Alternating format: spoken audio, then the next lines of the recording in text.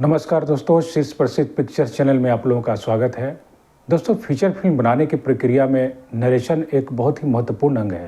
तो जनरली तो ऐसा होता है कि जैसे फीचर फिल्म की जब आपने स्क्रिप्ट रेडी की, उसके बाद एक प्रोजेक्ट फाइल बनाया जाता है। आपका जो है वो स्टोरी होती है फिल्म की, और उसमें कौन-कौन से एक टेंटेटिव आर्टिस्ट हैं, तो वो सारे आर्टिस्ट के नाम होते हैं उसमें। उसके अलावा बजट होता है उसमें कि अप्रोक्स इतना बजट जाएगा। तो सब कुछ एक टेंटेटिव एक प्रोजेक्ट होता है, जिसमें आप सामने वाले को जब पिच करना शुरू करते हैं तो उनको समझाने के लिए एक ज़रिया होता है। तो उनको एक खाका समझ में आ जाता है कि आपने इस तरह से तैयारी की है और आपकी ये कहानी है और इसमें ये आर्टिस्ट आ जाएँगे। तो उसके आप ऑप्शंस भी रखते हैं कि अगर इन एनी केस उस डेट पे अगर ये अवेलेबल नहीं हो पाए तो ये आ जाएँगे। और टेक्नीशियंस लोगों का भी उसमें नाम होता है। तो नरेशन एक बहुत ही इम्पोर्टेंट चीज़ है, क्योंकि आप कहीं भी अगर किसी के पास जाएँगे, चाहे वो फ़ाइनेंसर हो या प्रोड्यूसर हो या कोई बड़ा आर्टिस्ट हो, तो उनको आपको नरेशन देनी पड़ेगी। जो भी सब्जेक्ट आपने लिखा है तो उनको नरेट करना पड़ेगा। तो नरेशन देना भी कह सकते हैं कि एक कला है। कुछ लोग इस तरह से नरेशन देते हैं कि बिल्कुल आप सम्मोहित हो जाएँगे, आप इन्वॉल्व हो जाएँगे। तो ये भी एक आर्ट है कि आप किस तरह से नरेट करना चाहिए कि सामने वाले जो है वो आपकी स्टोरी से प्रभावित हो जाए। क्योंकि जब आप सामने वाले को जो नरेट करते हैं स्टोरी, तो उस पर डिपेंड करता है कि आपने किस तरह से नरेशन दी है, आपने किस तरह से उनको प्रभावित किया है। तो आपकी आगे की मीटिंग होगी, क्योंकि आप जो नरेट किए हैं तो उन पे कितना प्रभाव डाला है, उनको कितनी अपील की है वो, तो ये बहुत ही इंपॉर्टेंट चीज़ है। तो उनको लगता है कि हाँ, स्टोरी बहुत अच्छी है। तो आप देखेंगे कुछ लोग होता है सिंपल सी स्टोरी को भी इतना अच्छे से नरेट करेंगे कि बड़ी अच्छी लगती है। और जिनको नरेट करने की कला आती है और स्टोरी अच्छी है, तो और भी बेहतर तरीके से वो नरेट करते हैं कि सामने वाले बिल्कुल मोहित हो जाते हैं कि वाह, कितनी बढ़िया स्टोरी है, इस पे तो हम काम करेंगे ही। तो आप कह सकते हैं कि आपने अच्छा से अगर नरेट कर दिया तो एक सीढ़ी आप ऊपर चले जाते हैं। तो एक काम थोड़ा आसान हो जाता है बाकी चीज़ों को पिरोना। क्योंकि अगर लोगों को इंटरेस्ट ही नहीं आएगा तो फिर वो तो आगे बढ़ेंगे ही नहीं, और फ़िल्म को जो पैसा लगाना है तो उसके लिए तो तैयार नहीं होंगे। तो सबसे पहली सीढ़ी ये है, जब आप सब कुछ रेडी कर लेते हैं तो एक नरेशन की जो प्रक्रिया है बहुत ही इम्पोर्टेंट है। और दोस्तों, नरेशन जो है ये कोई सिखा नहीं सकता है। आप मतलब देख कर ही ऑब्ज़र्व कर सकते हैं, या आपका हो सकता है कि तरीका पहले से ही अच्छा हो, या फिर आप नरेट करना जब शुरू करेंगे तो करते-करते भी आप शार्प हो जाएँगे, तो आप में डेवलप हो जाएगा। तो ये भी इस तरह से भी होता है। क्योंकि मेरे केस में भी आप देखेंगे, जब मैंने बूचा फीचर फ़िल्म जब लिखी थी, तो उसके बाद फिर मैंने नरेशन देना शुरू किया। तो मैंने पहले के वीडियोज़ में भी आप लोगों को बताया होगा कि चाहे वो फ़िल्मी थे या नॉन फ़िल्मी थे, उन लोगों को बुलाकर मैंने नरेट किया था, ताकि मैं जानना चाहता था कि उन लोगों को कैसी लग रही है। फिर मुझे उनका इनपुट्स भी चाहिए था कि वो क्या कहते हैं। जो लगता है ना कि सामने वाले क्या बोल रहे हैं, किस तरह से चीज़ों को जज कर रहे हैं, तो लगता है कि अगर सब लोग अच्छा बोल रहे हैं, पसंद आ रही है, जो मैं कहना चाह रहा हूँ लोगों तक पहुँच रही है, तो होता है कि चलो हाँ, इस पे काम कर सकते हैं। क्योंकि आप खुद अगर कुछ लिखेंगे तो आपको तो लगेगा कि चलो मैंने अच्छा ही लिखा है, आपका अपना काम कभी ख़राब नहीं लगेगा। लेकिन सामने वाले के भी इनपुट्स लेना बहुत ज़रूरी है कि वो क्या सोचते हैं, वो कहानी को किस तरह से समझ रहे हैं, जो आप कहना चाह रहे हैं। तो मैंने भी लोगों को नरेशन दिया, और उसके बाद फिर क्या हुआ कि मैंने आर्टिस्ट लोगों को नरेशन देना शुरू किया, चाहे वो बड़े आर्टिस्ट हों या छोटे आर्टिस्ट हों। जब भी जहाँ भी मौका मिला सबको नरेशन देना शुरू किया। तो मेरा ये था कि चलो हाँ करे या ना करे वो तो बात की चीज़ है, एटलीस्ट मेरा तो एक प्रैक्टिस हो जाएगा, मैं नरेशन देना सीख जाऊँगा और भी शार्प हो जाऊँगा। तो इस तरह से मैं आर्टिस्ट लोगों को नरेशन देना शुरू किया, और आर्टिस्ट के साथ साथ मैं टेक्नीशियंस लोगों को भी नरेशन देता था। अगर साउंड वाला मिल गया तो उसको भी नरेशन देता था मैं, और डीओपी मिल गया तो डीओपी को भी देता था। हाँ, ये डिपेंड करता था कि किस बंदे को कितनी देर तक सुनानी है। जैसे डीओपी है तो डीओपी को तो एक अच्छा खासा पूरा सुनाना होगा, तो बहुत ज़्यादा भी टाइम किसी का मैं नहीं लेता था। मतलब मान कर चलिए कि 20 मिनट के आसपास तक मैं नरेट करता था। अगर समय है तो 20 मिनट तक मैं नरेट करता था, और नहीं तो 10 मिनट में एक शॉर्ट में कहानी कह देता था। अब आर्टिस्ट हैं तो आर्टिस्ट जैसे कोई सामने वाला बोलेगा कि हाँ, मेरे पास इतना ही समय है, इतना देर में आप बता दीजिएगा, तो उस हिसाब से नरेट करता था। तो ये भी बड़ी इंपॉर्टेंट चीज़ है कि आपकी जो कहानी स्टोरी है, तो आपको हर तरह से रेडी रहना है कि किस तरह से मुझे नरेट करना। मान लीजिए कोई बोले अगर मेरे पास समय नहीं, 5 मिनट में सुना दो, तो आपको उस चीज़ के लिए भी रेडी रहना है कि 5 मिनट में मैं कैसे सुना सकता हूँ उसको। या बहुत सारे जो आपको प्रोड्यूसर्स या फाइनेंसर्स मिलेंगे, जो आपको बोलेंगे ठीक है पहले 1 लाइन सुनाओ, तो 1 लाइन भी एक कहा जाता है। 1 लाइन मीन्स हो गया कि आप एकदम शॉर्ट फॉर्म में कैसे आप उसको बता सकते हैं। 1 से 2 मिनट में आप कैसे उसको बता सकते हैं। तो ये वन लाइन कहा जाता है कि उसमें क्या हुआ कि आप अगर ये 1 मिनट के 2 मिनट के आसपास में अगर उनको बताएँ तो उनको समझ में आएगा किस चीज़ के ऊपर ये कहानी है। तो वन लाइन में उनको पता चल जाता है। अब उनको लगता है कि हाँ इंटरेस्टिंग है, तो फिर बोलते हैं हाँ ठीक है, थोड़ा डिटेल में सुनाओ। हाँ, कुछ केस में ऐसा हुआ कि कुछ लोगों को बड़ा मतलब इंटरेस्टिंग लगा जब मैं सुना रहा था, तो शॉर्ट में मैं सुना रहा था तो बोले कि नहीं और डिटेल में सुनाइए। और कुछ लोगों के साथ ऐसा भी हुआ कि जिन्होंने बोला कि मेरे पास बस 15 मिनट का टाइम है, इसी में आप स्टोरी सुना दीजिए, प्रोजेक्ट फाइल के बारे में भी बता दीजिए। तो कभी-कभी जिन्होंने 15 मिनट टाइम दिया होता था, वो कभी सवा घंटे तक भी मेरी चलेगी नरेशन। तो उनको पूरा लॉन्ग में नरेशन दिया, पूरा डिटेलिंग में नरेशन दिया।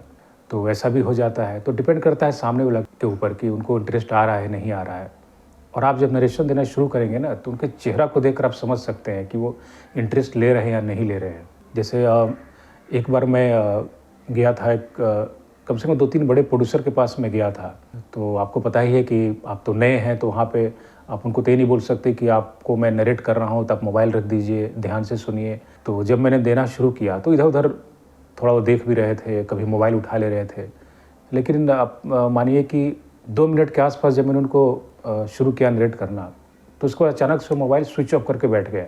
बड़े गौर से सुनने लगे ऐसे करके। तो उनको इंटरेस्ट आने लगा। तो इस तरह से फिर मतलब क्या होता है कि फिर जब आप नरेट करना शुरू करते हैं ना, तो आप बिल्कुल उस फ्लो में चले जाते हैं। और मैं भी भूल जाता हूँ कि कौन सामने बैठा है या नहीं बैठा है। मैं अपना फ्लो में वो सारी चीज़ें मतलब वो नरेट कर देता हूँ, क्योंकि जब तक आप फ्लो में नहीं आएँगे बोलते-बोलते ना, तो बहुत अच्छा नरेट नहीं कर पाएँगे, जहाँ तक मेरा अनुभव है। क्योंकि आप फ्लो में आ जाएँगे तो आप अपने आप वो चीज़ें हो जाती हैं फिर। क्योंकि आपकी स्टोरी में इन्वॉल्वमेंट बहुत ज़रूरी है। मतलब आप ऊपर-ऊपर बोलेंगे तो मज़ा नहीं आएगा, ना आपको मज़ा आएगा ना सामने वाले को आएगा। तो आपका इन्वॉल्व होना बहुत ज़रूरी है 100%, तब सामने वाला भी इन्वॉल्व हो जाएगा। मेरा जो देखिए नरेशन देने का जो तरीका था, तो मैंने भी बहुत लोगों को जो नरेट किया, जैसे कि बताया कि चाहे आर्टिस्ट हों, चाहे टेक्नीशियंस हों या फिर अपने फ्रेंड सर्कल में लोग हों, जैसा लगता है कि हाँ कुछ लोग सिंसियर हैं, तो जो इंटरेस्ट रखते हैं किताबों की, थिएटर की, लिटरेचर की या फ़िल्म से रिलेटेड हो, तो उनको भी मैं सुनाया करता था। तो जहाँ मौका मिलता था सुनाता था। तो इस तरह से सुनाते-सुनाते ही वो चीज़ें डेवलप होती है और मैंने भी सीखा, क्योंकि मुझे पहले नहीं पता था कि नरेशन कैसे दी जाती है। अब मतलब जब मैं देने लगा, तो कहीं से भी किसी भी ओर छोर से मैं नरेट कर देता था। तो मैं इतना सीख गया था कि कहीं से भी मैं पकड़ कर नरेट कर दूँगा। और सबसे बड़ी चीज़ है कि जब आप कंप्लीट करते हैं ना, मतलब स्क्रिप्ट की मैं बात कह रहा हूँ, जिसमें स्क्रीन प्ले हो और आपका डायलॉग हो पूरी तरह से लॉक किया हुआ, तो उसमें कोई क्वेरीज नहीं होनी चाहिए, कोई क्वेश्चन नहीं होना चाहिए। अगर कुछ भी क्वेश्चन रहेगा तो आपको खुद पता चल जाएगा कि इसमें कुछ क्वेश्चंस है, तो आपको पता चल जाएगा तो सामने वालों को भी पता चलेगा अगर इसमें कई सारी क्वेरीज है, तो वो आपसे क्वेश्चन करना शुरू कर देंगे। तो इसलिए जब तक आप पूरी तरह से सॉर्ट आउट न कर लें सारे क्वेश्चंस को, तब तक आप लॉक न कीजिए। जब लगे कि हाँ लॉजिकली, तो ध्यान रखिए कि लॉजिकली जो है वो आपको मतलब पूरी तरह से कंप्लीट करनी होगी। जब आपको लग जाए, खुद आपको लगेगा कि हाँ अब इसमें कोई भी क्वेश्चन नहीं है, लॉजिकली मैंने इसको पूरा कंप्लीट किया है, इसको एंड किया है बिगिनिंग टू एंड, तो फिर उसमें कोई क्वेश्चन नहीं आएंगे फिर, और सामने वाला को जो भी आप सुनाएंगे वो इन्वॉल्व हो जाएगा। तो मेरा जो तरीका था नरेट करने का, तो मैंने जैसे अब वन लाइन की बात करें, जैसे जनरली लोग पूछते हैं कि वन लाइन पहले सुना दीजिए, तो 1 मिनट के आसपास का जो मैं सुनाता था, 1 से 2 मिनट, तो मेरी जो बूचा फीचर फिल्म की जो स्क्रिप्ट थी, तो कोई मुझे कहता था कि वन लाइन इसकी सुना दीजिए पहले, तो मैं मोटी स्क्रिप्ट लेकर जाता था। मैं स्क्रिप्ट रेडी करके जाता था, क्योंकि क्या होता है कि बहुत लोगों को लगता है ना कि आप जाएँगे तो उतनी वैल्यू नहीं देंगे अगर आप कुछ स्क्रिप्ट अगर नहीं रखे हैं। अगर 2-4 पेज 6 पेज रखे हैं तो वो स्क्रिप्ट का फॉर्म नहीं आता, लगता है अरे चलो ऐसे ही आ गया। लेकिन आप जो पूरी मोटी स्क्रिप्ट जो आपने लिखी है पूरी कंप्लीट एक तरीके से, वो आप सामने रखते हैं तो सामने वाला एक लगता है वो मतलब समझ जाता है कि हाँ इसको नॉलेज है और इस प्रक्रिया से गुजरा हुआ है, तो आपकी बात बहुत गौर से सुनेगा और स्क्रिप्ट भी देखेगा। तो क्या था, बहुत से लोग ऐसे होते हैं कि जिनको स्क्रिप्ट लिखना नहीं आता है, चाहे प्रोड्यूसर हो गए, चाहे वो फिनेंसर हो गए, चाहे और भी कोई ले लीजिए, और अपने आप को बोलेंगे कि मुझे तो ये भी आता है, ये भी आता है, लेकिन एक्चुअल में नहीं आता है, क्योंकि एक आदमी हर काम नहीं कर सकता। आज की डेट में आप कहीं भी जाइए नरेशन देने, तो हर आदमी के पास अपनी कहानी है, खुद लेकर बैठ जाएगा, लेकिन वो तरीका नहीं होता है, क्योंकि ये स्क्रिप्टिंग में भी एक टाइम जाता है, ये भी एक प्रोसेस होता है, ये भी टाइम टेकिंग है। तो आपको उन प्रोसेस को सीखना पड़ेगा, तब जाकर आप स्क्रिप्ट लिखना सीखते हैं। तो मेरी जो बूचा फीचर फिल्म की स्क्रिप्ट थी, तो जब मैं लेकर नरेट करने जाता था, तो कई सारे प्रोड्यूसर्स ने बोला कि पहले इसका वन लाइन सुनाइए। तो मेरा जो सुनाने का तरीका था वन लाइन, जो 1 से 2 मिनट में होता है, तो मैं इस तरह से सुनाता था कि यह कहानी एक 6 साल के अनाथ बच्चे की है, और जिस गाँव में ये रह रहा होता है, तो उसको पता चलता है कि हर साल रामनवमी के दिन बायोस्कोप वाला आया करता है बायोस्कोप दिखाने के लिए। तो है तो ये अनाथ बच्चा, तो देखने के लिए पैसे कहाँ से लाएगा, तो इसको तो खाने रहने का ही ठिकाना नहीं है। तो उसी गाँव में रहकर कैसे अलग अलग तरीके से ये 5 रुपये इकट्ठा करता है बायोस्कोप देखने के लिए। तो इस पे पूरी फिल्म की कहानी चलती है। तो सामने वाले को समझ में आ जाता है कि अच्छा ये एक अनाथ बच्चे की कहानी है और ये कहानी बायोस्कोप के इर्द गिर्द घूमती है। तो सामने वाला काफ़ी कुछ समझ जाता है कि एक उनको पता चल गया कि स्टोरी का सोल क्या है। तो फिर इंटरेस्टिंग उनको लगता था कि हाँ, कहानी तो इंटरेस्टिंग है, तो फिर बोलते थे अच्छा ठीक है, इसको आप 15-20 मिनट में सुना दीजिए। तो जो मैंने ये 1 लाइन सुनाया, तो ये सुनाने के बाद फिर उसमें 10-15 मिनट का और मैं ऐड कर देता था। तो कुछ प्रोड्यूसर्स लोग जो थे जिनको 1 लाइन अगर अपील करती थी, तो वो बोलते थे कि ठीक है, बड़ा इंटरेस्टिंग है, तो इसको 10-15 मिनट के अंदर में पूरी स्टोरी सुना दीजिए। तो मैं उसके लिए भी प्रिपेयर रहता था। तो उसके बाद फिर मैं शुरू करता था कि बूचा जो एक अनाथ बच्चा है, तो उसी गांव में दूर के रिश्तेदारी में उसके काका काकी हैं, तो और उनके अपने बच्चे हैं गोलू और शारदा। तो इस बच्चों को इसलिए रख लेते हैं कि चलो मेरा घर का काम भी सारा कर देगा और बाहर का काम भी इससे करवा लेंगे। तो एक स्वार्थ छिपा होता है, आजकल का रिलेशन में भी आप देख लीजिए, तो वही उस समय की भी बात है। तो इसलिए उसको अपने घर में रख लेते हैं, लेकिन वो अपना अलग सोते हैं और इसको एक स्टोर रूम दे दिया है जहाँ पे कई सारा सामान पड़ा होता है। एक छोटी सी चौकी बिछी हुई जिस पे ये सोता है। तो काका काकी की जो अपने बच्चे हैं गोलू और शारदा, तो उनको स्कूल पहुंचाना, स्कूल से लेकर आना है बुच्चा की ही जिम्मेदारी है। और कभी टेलर के पास जाना है कि जाओ ब्लाउज़ लेके सिलवा के वहाँ से ले आ दिया हुआ है, या चीनी लिया किराने दुकान से, या सर्फ लिया या बिस्किट लिया, जो भी है सब बुच्चा की ड्यूटी है। तो एक तरह समझ लीजिए कि वो नौकर के जैसा काम करता है।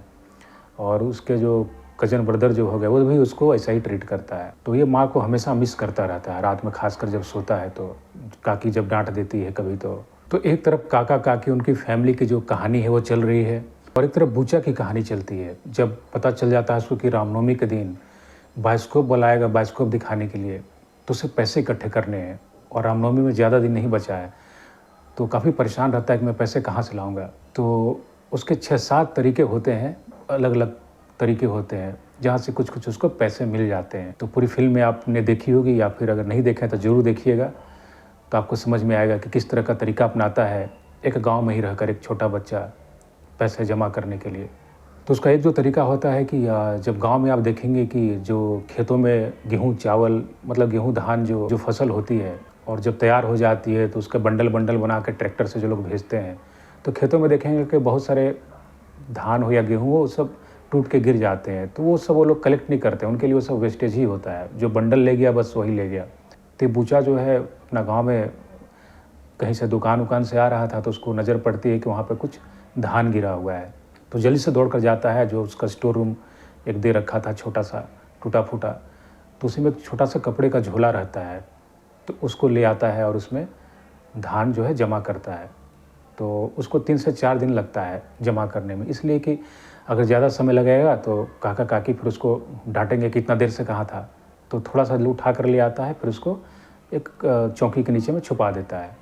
फिर अगला दिन मौका मिलता है तो दौड़ के भागता है चुपके से, और फिर वहाँ से कलेक्ट करके ले आता है। तो इस तरह से उसका जब लगभग आधा के आसपास धान से उसका झोला भर जाता है, तो उसी गाँव से सटा हुआ एक दूसरा गाँव होता है, लेकिन उसके बीच में एक जंगल होता है।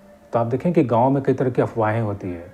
तो बचपन में आपने देखा होगा कि बच्चों में बहुत तरह की अफवाहें फैली हुई होती है गाँव में, खासकर कहीं कि आप सुनेंगे उधर डायन होती है, मत जाना, डायन पकड़ लेगी। और यहाँ इस गांव में जो अफवाह थी कि उस जंगल में मुरकटवा होता है। मुरकटवा कहते हैं कि जो सिर काट लेता है। तो बच्चों में एक अफवाह थी फैली हुई, बड़े लोग डरा के रखे थे कि उधर कभी मत जाना जंगल में, उधर मुरकटवा होता है, जाएगा तो मुंडी काट लेगा। अब ये बच्चा जो है बहुत ही व्यग्र है अपना, वो किसी तरह से मतलब पैसे जमा करने के लिए कि कैसे बायोस्कोप देखेगा। तो क्या करता है कि वो झोले को पूरा ऐसे पकड़ लेता है दोनों हाथ से, सीने से दबा के ऐसे, और दौड़ कर जंगल से भागता है। दौड़ के भाग रहा है और जंगल को क्रॉस कर जाता है और दूसरे गांव में जाकर उसको बेचता है। तो वहाँ से उसको 1 रुपया मिल जाता है धान का, तो बड़ा खुश होता है। और दूसरे गांव में बेचने का रीज़न भी ये था कि उसका जो अपना गांव है तो वहाँ भी 2-3 मतलब शॉपकीपर हैं, लेकिन वहाँ अगर जाकर बेचेगा तो शॉपकीपर जो है वो बता देगा काका काकी को कि आकर धान बेचा है। तो काका काकी को पता चल जाएगा तो मेरी पिटाई हो जाएगी फिर। तो चाहता था कि किसी को पता ना चले। तो इसलिए दूसरे गाँव में जाकर वो बेचा। अब जब लौट कर उसको आना है उसी जंगल से, तो फिर डर रहा है कि चलो आ तो गया था, अब कैसे लौटूँ। तो मुट्ठी बंद करके और झोले को हाथ में एक पकड़े हुए दौड़ कर भाग रहा है वहाँ से जंगल में। भाग रहा है, भाग रहा है, भाग रहा है, भाग रहा है, कहीं मुरकटवा न मिल जाए। तो दौड़ते-दौड़ते एक जगह उसका पैर स्लिप करता है और धड़ाम से नीचे गिर जाता है और उसका 1 रुपये का जो सिक्का है वो छिटक कर ज़मीन में जो दरार पड़ा होता है उसमें जाकर समा जाता है। अब उसकी जान निकल जाती है कि मतलब एक तो जंगल में मुरकटवा तो मुंडी काट लेगा और उसमें भी उसका इतना मेहनत से 1 रुपया जमा किया था वो उसमें समा गया। तो फिर भी डरते-डरते उठता है, इधर-उधर देखता है ऐसे-ऐसे और फिर एक वो जंगल में बहुत सारी लकड़ियाँ पड़ी होती हैं इधर-उधर, तो एक टुकड़ा लाता है लकड़ी का, उससे खोदता है जहाँ उसका सिक्का जिसमें समा गया था। तो थोड़ा समय लगता है और खोदते-खोदते फाइनली किसी तरह से निकाल लेता है और दौड़कर भागता है और फिर अपने गाँव में आकर अपना लेट जाता है एक खेत में और एक स्माइल देता है कि चलो आज बच गए, मुरकटवा ने मुंडी नहीं काटा, आज नहीं मिला और कम से कम 1 रुपया तो मेरा आज बन गया। तो इस तरह से जब वो अलग-अलग तरीके से अपना जब 5 रुपये इकट्ठा कर लेता है एक दिन, वो जहाँ स्टोर रूम उसका था, तो वहाँ देखेंगे आप जो दीवार है, दीवार में बहुत सारे गाँव में आप देखेंगे कि कहीं पे ईंटा नहीं है, 2-3 जगह पे होल होता है, जब बाहर से रोशनी आया करती है। तो क्या करता कि सारे पैसे उसमें छुपा के रखता था और उसमें पुआल ऐसे लगा देता था ताकि किसी को पता ना चले, क्योंकि उसका कज़न ब्रदर जो है उसमें 36 का आंकड़ा रहता था, वो हमेशा उसके पीछे पड़ा रहता था बुचा के। तो गाँव में देखा होगा बहुत सारे बच्चे लोग जो हैं वो उस समय तो गेंदे ये सब प्लास्टिक की ये सब चलती नहीं थी, तो उस समय कपड़े का ही बॉल बनाया जाता था, बहुत सारे कपड़े को मिलाकर उसको बांधा जाता था, एक बॉल बनाया जाता था। तो बुचा ने भी क्या कि जब 5 रुपये उसके इकट्ठे हो गए तो कपड़े का बॉल बनाया, उसी के अंदर 5 रुपये डालकर जो छेद था, जो ईंटा जो एक निकला हुआ था, तो वहाँ पे जाके दीवार में वो रख देता है बॉल और पुआल से उसको ढक देता है। तो रात भर बुचा को नींद नहीं आ रही थी कि कल रामनवमी का दिन है और कल वह बाइस्कोप देखेगा। उसने 5 रुपये भी इकट्ठे कर लिए हैं। तो सुबह जब हुआ तो बुचा कहीं सुबह में बाहर गया हुआ था, काकी ने उसको किसी काम से भेजा था। तो जब लौट कर आता है अपने स्टोर रूम में और पुआल को हटाता, देखता है कि वहाँ पे बॉल नहीं है। तो बहुत ही परेशान होता है कि इसमें मैंने पैसा रखा था 5 रुपया, कितनी मुश्किल से मैंने इकट्ठा किया था। तो सारा चौकी के इधर-उधर ढूँढ कर देखता है, लकड़ियों की तरफ घूम कर देखता है, लेकिन कहीं उसको नहीं मिलता है। तो बहुत ही उदास होकर अपने स्टोर रूम से बाहर निकलता है, आंगन में आता है तो उसको कुछ बच्चे लोगों का हँसने का आवाज़ सुनाई दे रहा है, जिसमें एक हँसी गोलू की है।